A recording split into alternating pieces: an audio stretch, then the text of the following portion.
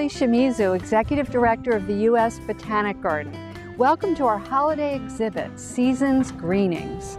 The Botanic Garden has been a place to celebrate the holidays for over 150 years. We thought you'd be interested in seeing what goes on for this year-long preparation.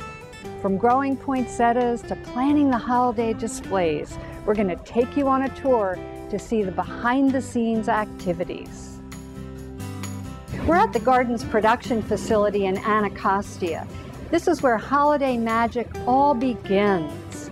This is where we grow our display crops like this sea of poinsettias that you see all around me. It's also where we grow our plant collections when they're not on exhibit up in the conservatory.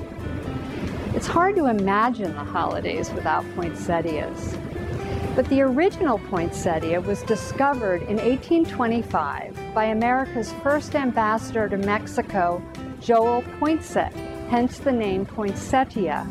The original plant was tall and gangly and didn't much resemble these compact plants. This year we're growing over 17 varieties of poinsettias. Our gardeners have been working very intensely on the timing and details of these plants so that they'll be fresh and full for the entire duration of our holiday exhibition, Season's Greenings. The garden loves using living ornaments in our holiday decorations. The visitors have come to thoroughly enjoy them.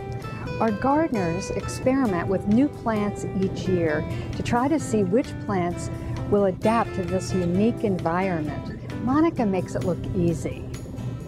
We take off the top, and then with a funnel, we put very fine sifted potting soil. And then I like to use the tweezers.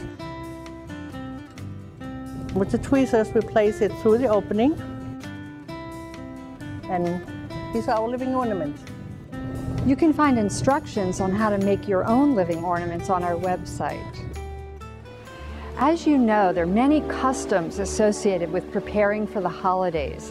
Have you ever wondered where they started and why it's our tradition to use evergreen plants? The traditions of hanging wreaths and garland made from fir, pine, spruce, and hanging mistletoe have their origins in pre-Christian Celtic and Norse cultures.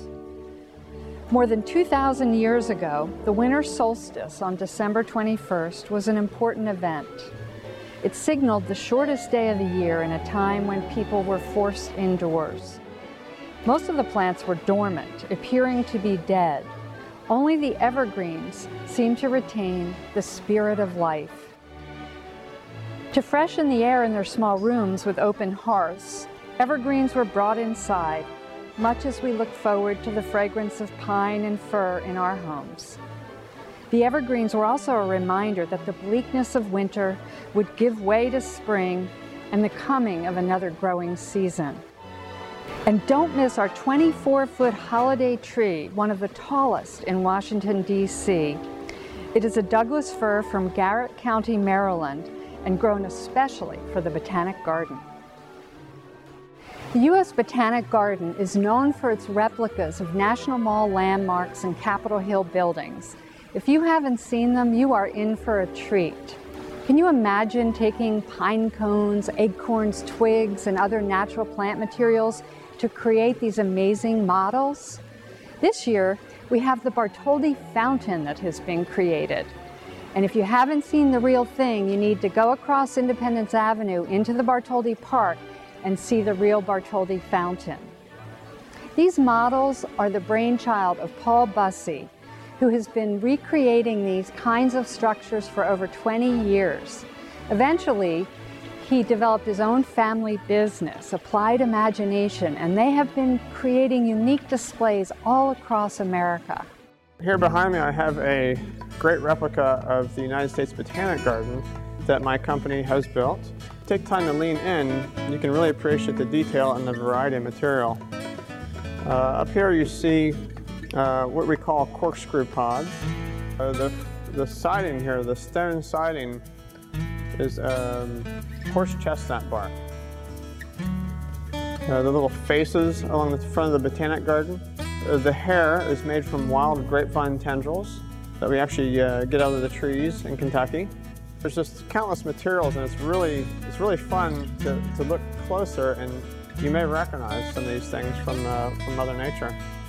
And that brings us to the fanciful exhibit in the East Gallery.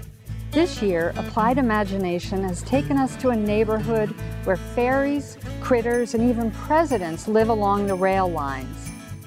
You'll wonder how we created this amazing world, so we thought we would show you. Trains and buildings required a week. Putting in the landscapes around the village required another 2 weeks, and plants come in and out for the entire 5 weeks of the exhibit. And for all of the season's Greenings exhibit, our staff worked for more than a year to make sure we considered every detail. We hope you enjoy our holiday exhibit.